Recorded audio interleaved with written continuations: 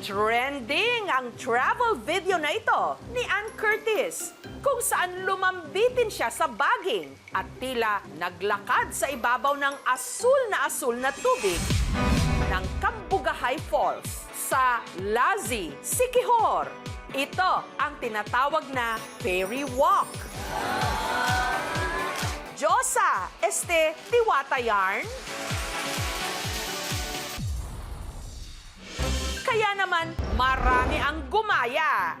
Ang entry ng iba, in fairness, flawless.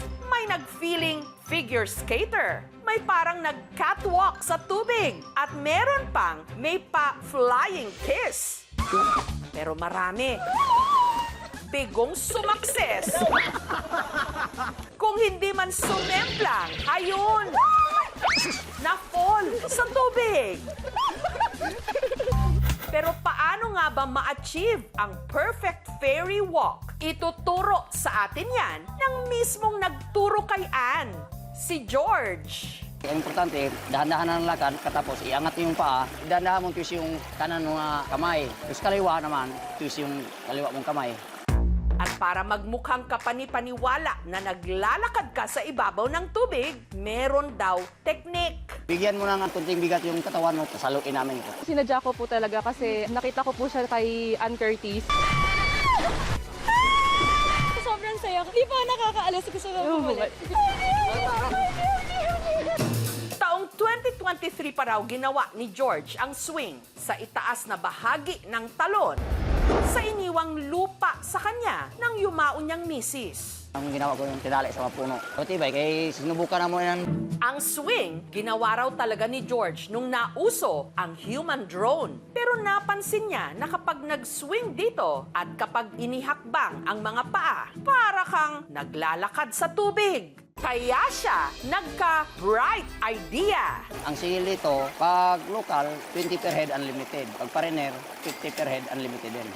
Ang hindi lubos inakala ni George, ang kakasa sa kanyang paandar, si Ann Curtis nga. 4 nga bisis yata yun, sir. Naglakad-lakad sa tubig para ma-perfect niya.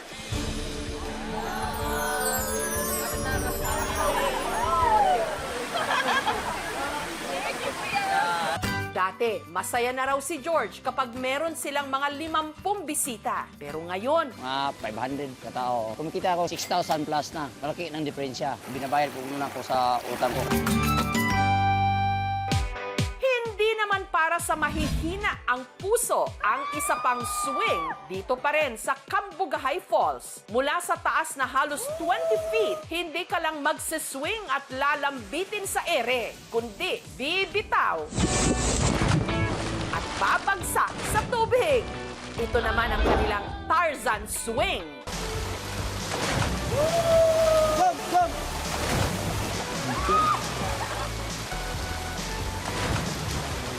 Ang free diving instructor na si Mark Dizon, may baon pang buntot ng sirena. Mermaid instructor po ako. Kapag nagta-travel po ako, kasama na po yung buntot ko. Malakas po trip ko sa buhay. At dahil mabigat para makasampa sa swing, pinagtulungan pa siyang buhatin. May dagdag ka pang 3 kilo na isi-swing at mahirap po siyang i-maneuver.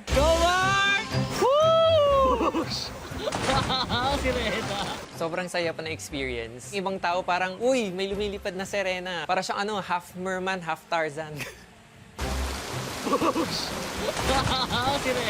Our quick response team po is present po sa area po.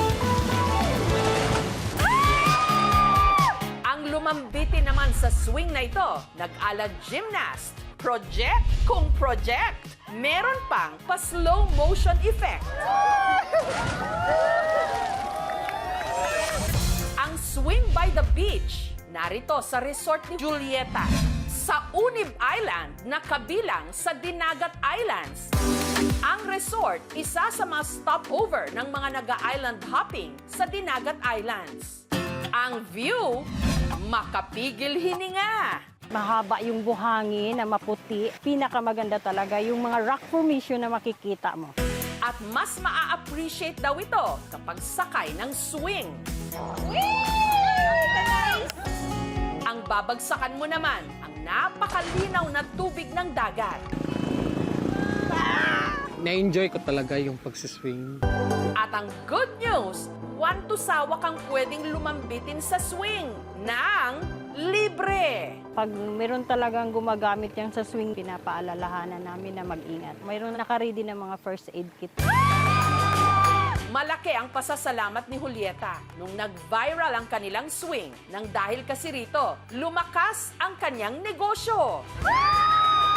Nung last week, meron talagang nagpupunta ng mga turista, hinahanap nila yung swing. Kailangan mo talagang kumapit kagaya sa swing para talagang magtagumpay yung hanap buhay mo. Sa mga gusto namang mag-swing-swing, pero takot ma-fall at bumagsak ng walang sasalo, ito ang para sa'yo. Meron kang harness at safety gears. Taas na hawakan to. Okay, sige, sige. At taas, grabe! 3, 2, 1, pull! Habang iwinawas-iwas ka ng pabalik-balik sa kauna-unahang pendulum swing ride sa Pilipinas. Ito ang Drop Zone.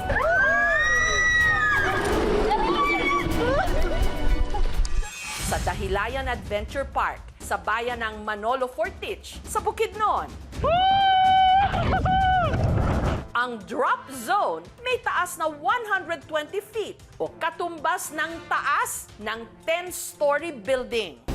Isa sa mga kumasa sa extreme ride na ito, si Gemma. Sa taas mo na hawakan yung release. Paano, kuya? Pero habang unti-unti na siyang itinataas sa ere, si Gemma biglang tinablan ng kaba. Wait! Teka! Teka lang! Wait! Kaya napagtanto raw niyang ang pagsisisi hindi laging nasa huli, kundi nasa gitna. Tama pa ba yung mga desisyon ko sa buhay? Napapagod na yung guardian angel ko. Paano, kuya? At halos namutla na raw siya nung nalaman niyang siya pala ang dapat na humila sa trigger para ito'y ma-release at mag-swing siya sa ere. Paano gagawin ko? Ha? Hilahin ko? Malakas ba yun? Na-mental block na po ko. Hindi po nag-a-absorb yung sinasabi ng kuya sa akin. Hanggang sa...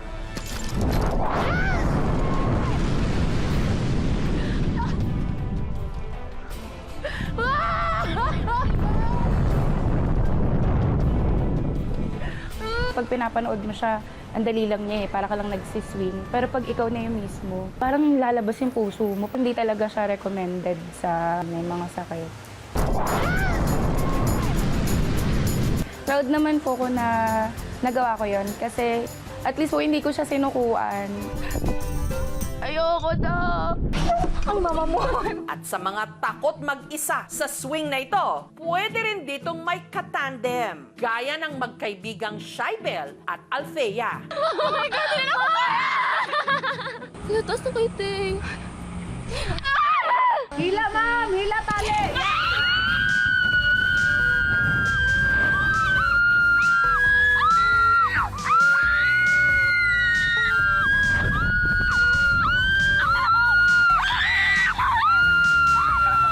Nakatakot yung sipon ko, lumabas. Every morning, tinicheck namin mga gamit bago kami magpasakay sa mga customer namin. Wait! Teka! Sa mga kating-katinang magbakasyon dyan, kapit lang! Matutuloy din yan!